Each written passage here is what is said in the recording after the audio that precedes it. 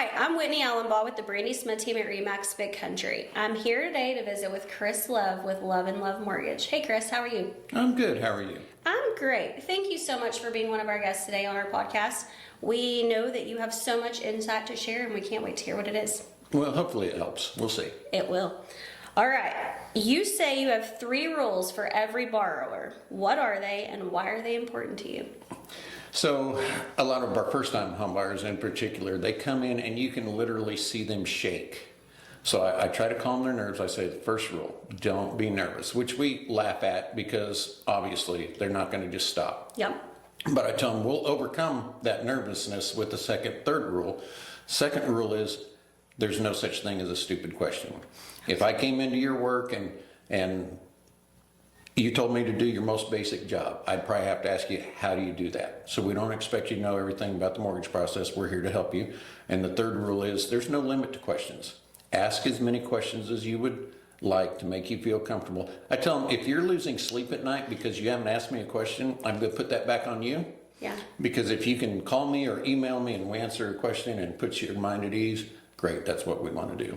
Perfect. So I love that because I often get the text message, especially at the beginning, like, I'm so sorry, I'm going to ask another question. If you don't ask the question, you're not going to sleep tonight. You're going to worry about it all night, and then I'm going to feel bad tomorrow. So ask me the question. Even if it's late, I will likely get back to you in the morning. But I appreciate that you guys kind of go over that with them up front. There's a little background to that because when we bought our first house, I was not in the mortgage business. My wife was a secretary at a mortgage company. We're in loan app. Her boss is taking the loan app, and I asked the question. He said, don't worry about it. And that bothered me. And I thought, man, and I think it was a God thing, but I thought if I'm ever in that position, I'm going to answer those questions. Absolutely. I love that. Thank you for doing that because everyone needs those questions answered. All right. What's your dream fishing spot and what's the biggest fish you've ever caught? So if you know anything about fishing, I'm not going to tell you my spot. Not much. Okay. I work a lot, so yeah, probably not one fishing. When I was your age, I worked a lot too. So, but yeah, fishing is my hobby, my passion. I've been blessed. My biggest fish so far is a 12-pound black bass. Okay. Trophy class. Now, the goal in Texas is to catch one in the teens, a 13-pounder or bigger. Okay. I was most nervous with that 12-pounder once I got it in the boat and put it in live well because when they're that big, you can't really tell. And I thought this could be the one. Now, I was still happy with 12. Yeah. But there was that elation, disappointment, elation. So anyway, I do fish at Lake Ivy a lot. Okay. So that elation, kind of a lot like being in the mortgage world. Gosh, I told a friend of mine once, he's in the mortgage business, I said, I've got a great ride for Six Flags. We call it mortgage lending. And you're up on the peaks and then just floor drops out and then, so yeah. Absolutely. When you said that, I was like, that sounds a lot like what we do. Yeah. All right. If someone is visiting Abilene for the first time, where are you sending them for the true Abilene experience? Wow. We've got some unique places, for dining. I would say Perini's. I agree. Or the Beehive. Absolutely. If you just want to kind of get an idea of the culture of the town and the history, Frontier, Texas is very good. I don't know how long that had been open before we went in. Right. And my wife's like, let's go see it. And I was like, really? It is amazing how well they've done that up. And it gives you I wanted to stay longer and Lynn's like, come on, we got to go. It's wait a minute. So I would say Frontier, Texas would be a great place to start. So I am born and raised here. I went to school at Clyde, lived here my whole life. I've never been to Frontier, Texas. You need to go. I don't know if it's just that we never as a school went or if we did and I missed it. I don't know. I've literally never been and I drive by it all the time and I think, oh, that'd be fun. I should go there. I've never been, so I need to add that to my list. I bet you didn't know that Abilene and Albany were one of the bloodiest places on the western frontier. They said that they were washing, in Albany, I think, a bucket of water washing the blood off the barroom floor almost nightly. Oh, there you go. We go to church in Albany, so. Yeah, well, yeah, awesome. Okay, so let's get to the more fun stuff. How did Love and Love come to life? So my wife and I had worked for various companies, branch managers, and you're in a company, you think, I'm going to be here the rest of my life, the rest of my career, and then they have a policy change that just kills you. So through, a lot of prayer, we bathed it in prayer. we decided to open up Love and Love. And I will be honest with you, I thought it was so that we would fail and the Lord would move us into another area. And so we opened in April of 2001. So we're coming up on 25 years. That's awesome. Great accomplishment. And then you know what happened September 9th of 2001, or September 11th, 9/11. And I told Linda, this is it. This is where the Lord washes it out and takes. And the markets were shut down for a week. When they reopened, rates dropped. And in October, we had a record month of closings that stood for close to 20 years for the company. That's awesome. Something good that came from all of that bad. Yeah, God's able to take something really horrendous and make something good come out of it.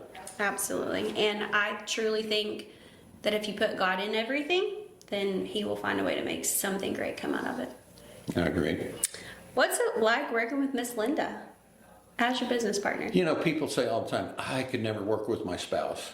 I would tell most people, try it.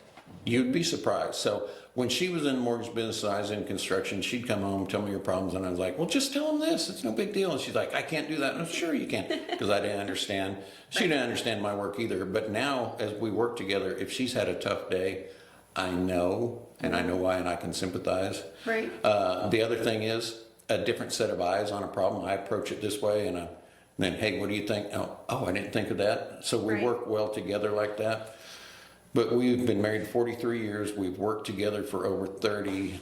She's truly my best friend. So you mentioned fishing. There are times I'm out on the lake Saturday morning, 10 o'clock, thinking, I wonder what Linda's doing. Yeah. Maybe I should have stayed home. I had coffee with her. But somehow the next Saturday, I'm out fishing. Yeah, absolutely. Well, you got to have your thing too. Everybody needs a thing.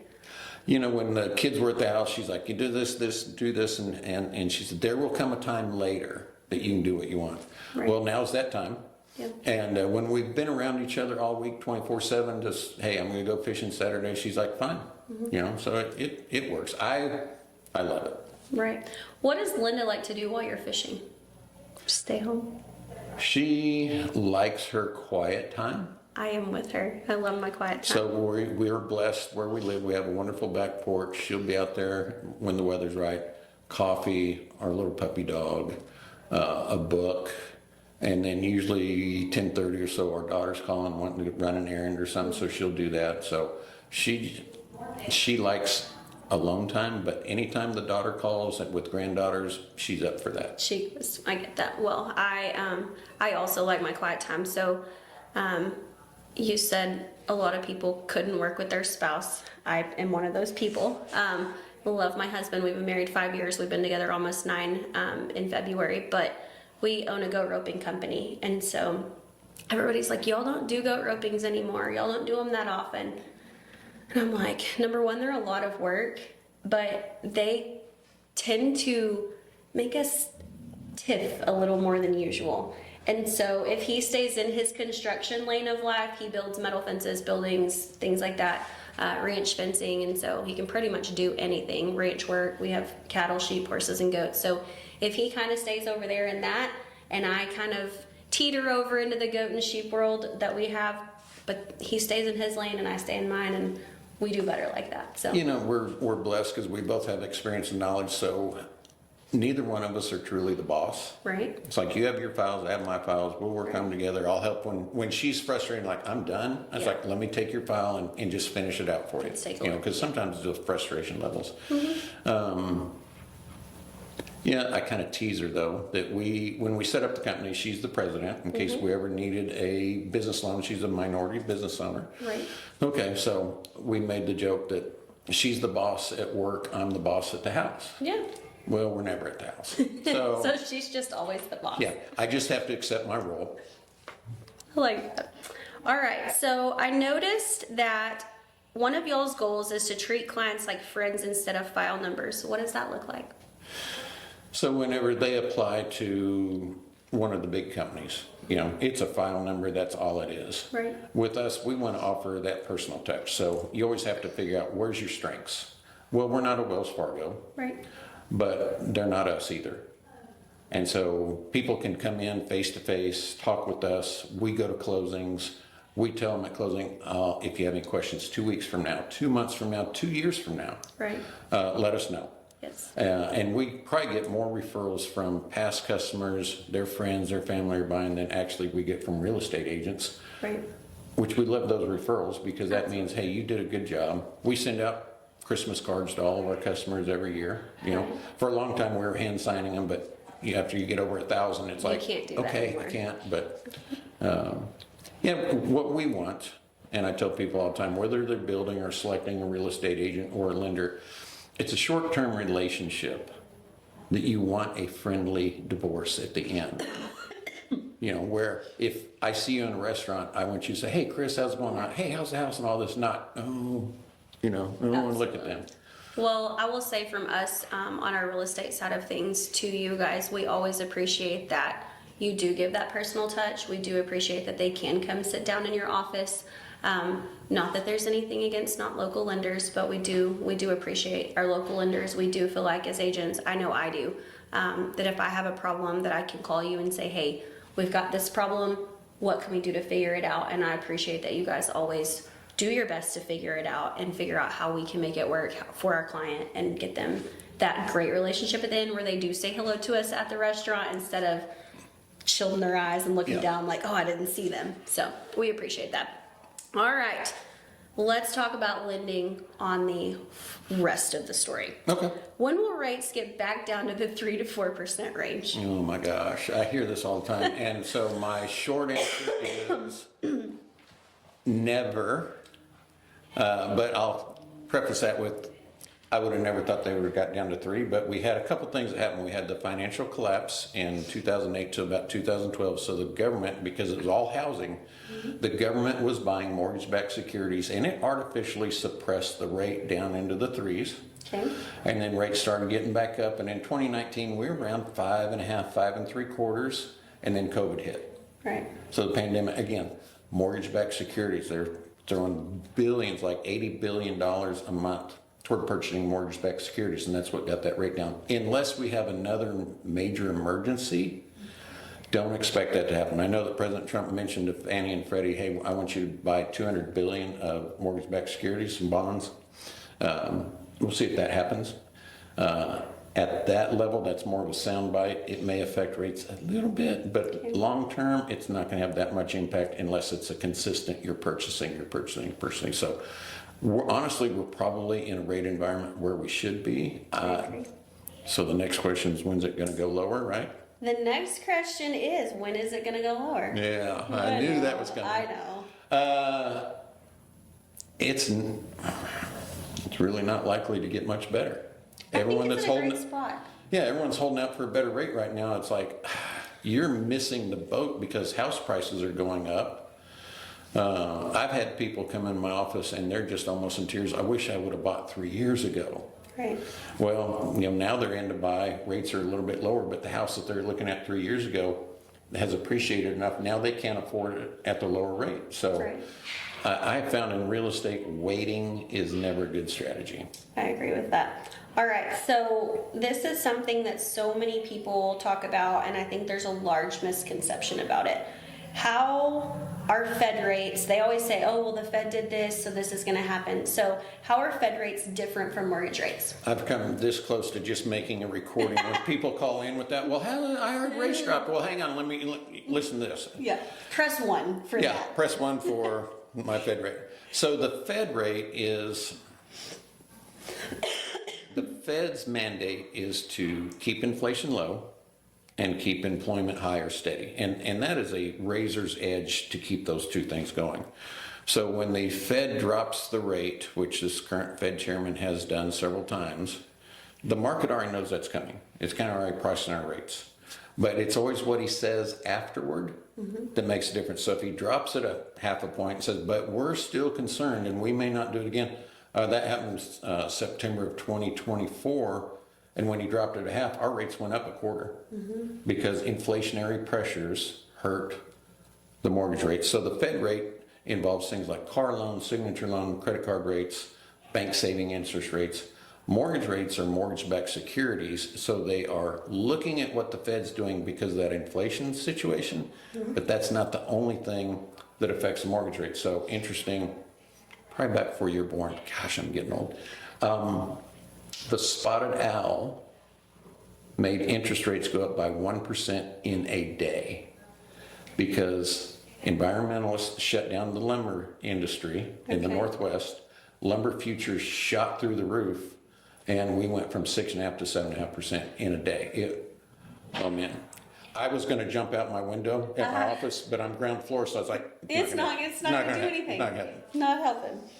Okay, you kind of touched on this a while ago, but I'm gonna ask the question so you can elaborate on it a little bit. Should people wait to buy a home because of that lower rate that might be coming, or should they just buy it now because the house price may be higher later?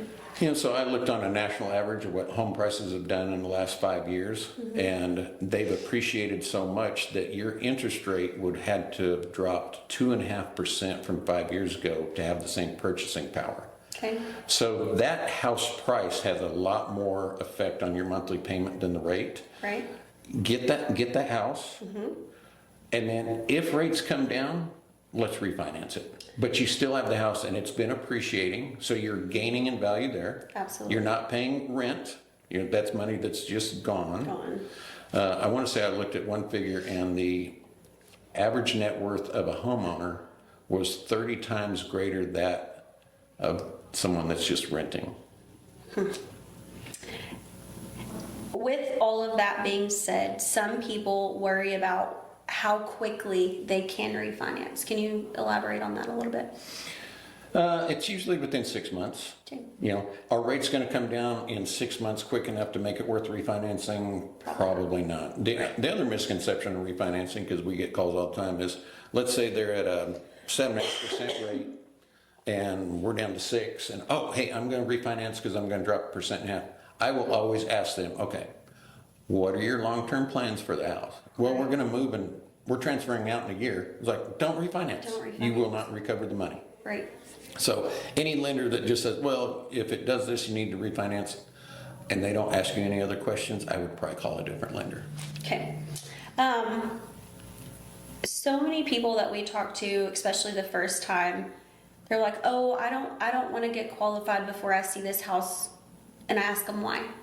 They're like, well, I just don't know. I don't want them to run everything. And I'm like, okay, well, we need to know if you can qualify for that mortgage loan of these houses that you're taking a peek at. Number one, how much can you qualify for? How much are you actually comfortable paying a month? Because sometimes those are two totally different things. And then what type of loan are you going to be able to qualify for? So can you tell us, how hard is it to qualify for a mortgage loan?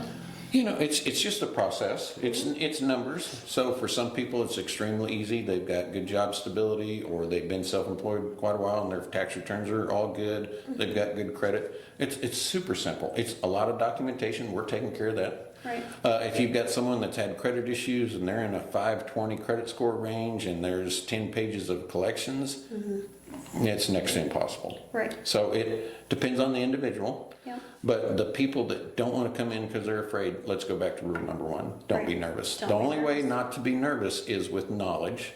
Yep. We probably spend more time in counseling than we do actually doing loans. Absolutely. So it's like, you might come in and say, okay, here's my situation, da da da, and tell me, okay, you can't buy right now, but I need you to do these things. And then you And we give them a plan of action, and they'll come back in that year period or year and a half, whatever it takes. And they're some of the easiest loans to do because now they're aware, they know the rules of the game. That's why I tell them, if you look at buying a house like a game, Yeah. if you don't know the rules, how can you play? Right. Get out your instruction manual, AKA, call you, sit down, let you look at everything. You can give them a plan, and as long as they follow that plan the way that you kind of laid it out for them, they should be able to buy in no time. Correct. But it's really not as difficult as a lot of people will say. They hear horror stories. They do. Because if someone can't get a loan, they really aren't upfront with their friends about why. They're just like, oh my gosh, it's impossible to get a mortgage. It's really not. It's really I've done thousands of loans. Right. We can get it done. Perfect. Well, we love that. And I love our local lenders because you guys truly do sit down with them and talk through that process versus, unfortunately, sometimes the ones you just click online and think, oh, this is going to be so great, I'm going to get this. They're not going to counsel you on how to actually get there if it's not. I can't tell you how many times people have called us and I was supposed to close next week and I was approved and now they called and said I'm denied and I can't get anyone to answer my questions. What do I do? Right, yes. Okay, come in, let's look at it, let me look and Let's see what we can do. see what we do. How fast can you close and what can help speed up that process? So one, tell your lender everything, Absolutely. because in that we have mortgage processing, which is you're gonna come in and you're gonna tell us, I work here, I do this, and we're gonna verify all the information. Yes, sir. So if there's something in your life you haven't told us about, we're gonna find out. I would rather know at the start, if it's a problem, we can start working on that. But if I don't find out till 2.5 weeks in, my time frames are shorter. Right. That might push closing back. The other thing I would say, if your lender asks you, hey, bring us your pay stubs, your bank statements, your W-2s, and get those to me, get them to them tomorrow. Yes, absolutely. I cannot tell you how many times people are like, hey, what's status month? Well, I've emailed you 5 times, I've texted you, I've called you. Oh, did you need those things? I send them a list of 5 things, they send me 1. And like, I still need the other? And then they'll call like on a Monday, are we still closing Friday? Like, well, I don't have your items. So it's a participation of the borrower and the lender together on how fast can we close. So, 15, 18 days on some, great. Right. Might be 45, 60 days on others. Yes. How quickly are you getting me what you're supposed to get, and are you hiding anything? Yes. So I think I kind of told you this earlier, but I do joke with my clients. I'm like, you can lie to your friends and I can lie to mine, but we're not going to lie to each other and we're not going to lie to the lender, because we both need every piece of information in order to best be able to take care of you. So if we know all of those things, then if I know what your situation looks like, I'm probably going to negotiate a little bit differently based on your situation than I might on the next person, because of what you've already shared with me, so that I can make sure that I'm best helping you in that situation. And don't think the lender's not going to find out, because we process it under normal terms. We send it to the investor, and they've got a whole different set of processes they're running. I've seen some of those reports. They're 30 pages. I mean, it is. I don't even know why I'm processing a loan anymore. Right. It's 30 pages, and it tells everything. And I've had times where it's like, letter of explanation: does the borrower own this house in Tennessee?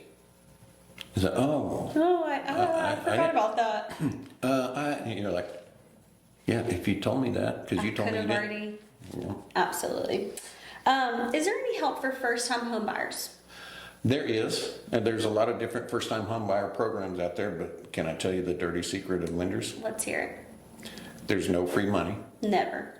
So if there's a first-time home buyer program, and sometimes they're absolutely necessary, Right.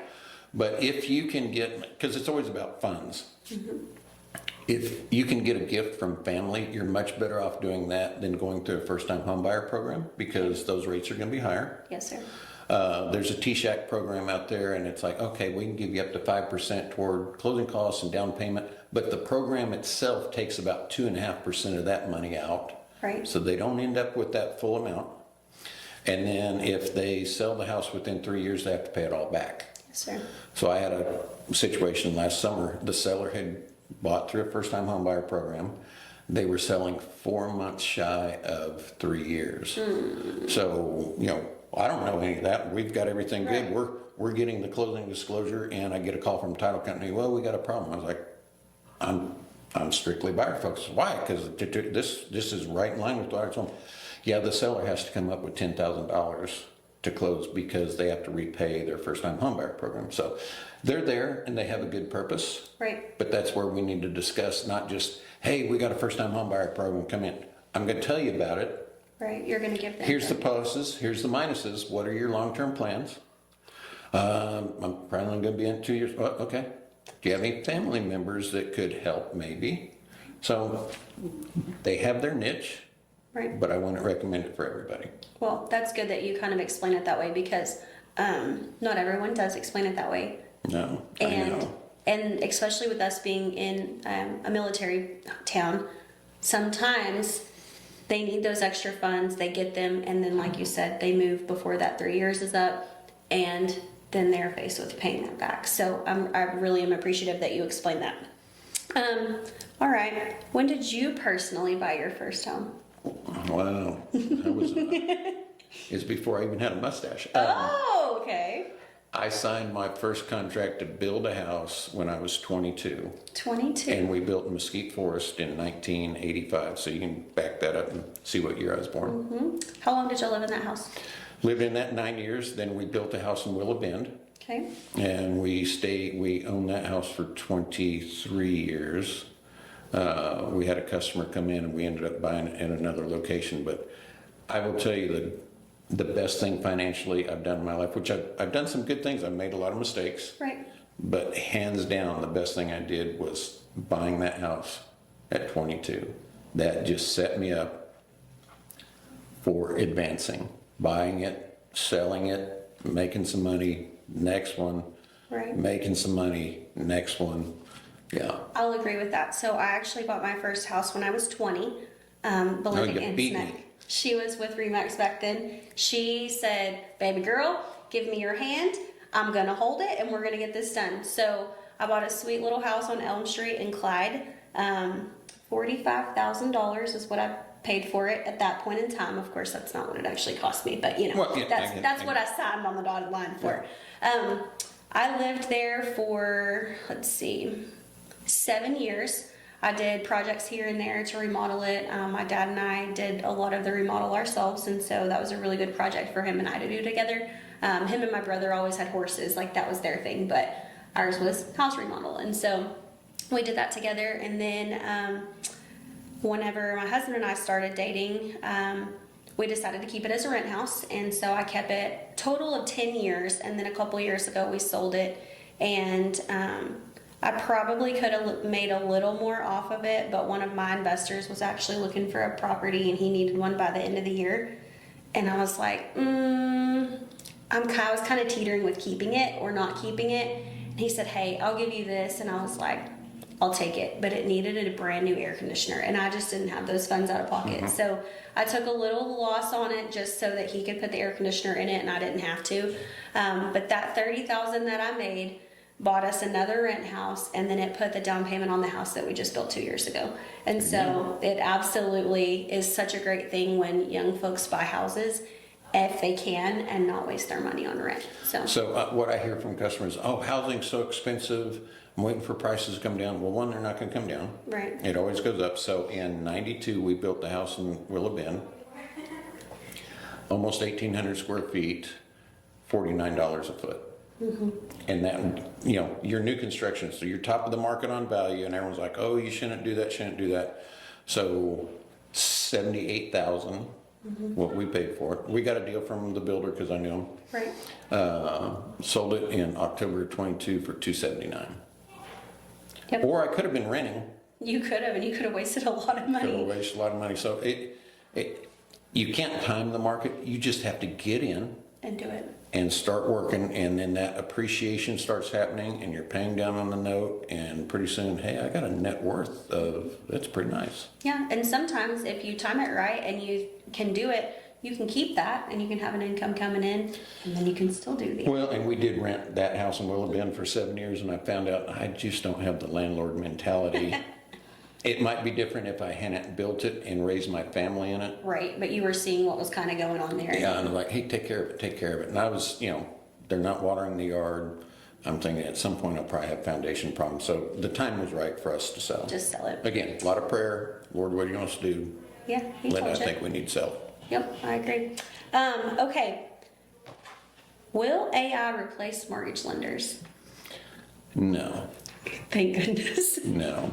And I know mortgage lenders that are using it. In fact, one of our investors on any loans that we've closed with them, they've already got an AI person calling like they're representing us. And I told them, stop that. I have not reviewed their information for refinance stuff. I was not happy. Yeah. So AI is good for information. We had a borrower tell us that one time, AI knows more about medicine than doctors and the law than attorneys. And I bit my tongue about that. Well, I'd like to see you go stand before a judge with your laptop and AI. Yeah. But anytime you do a Google search, you got your AI response, and you go dive deeper mode, and you look at the very bottom, it says AI, not all information is accurate. No, that's fine. Where can they find Love and Love Mortgage in Abilene? We're at 3102 South Clack.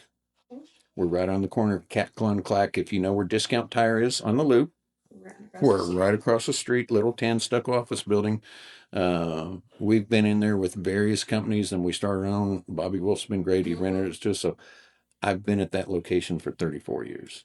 Chris, we appreciate you so much for being one of our guests, one of our first guests actually on the podcast. And we appreciate your wealth of knowledge that you and Linda both have and that you are willing to take care of our clients here locally. We can't thank you enough for coming today. Well, thank you. Our passion is helping people.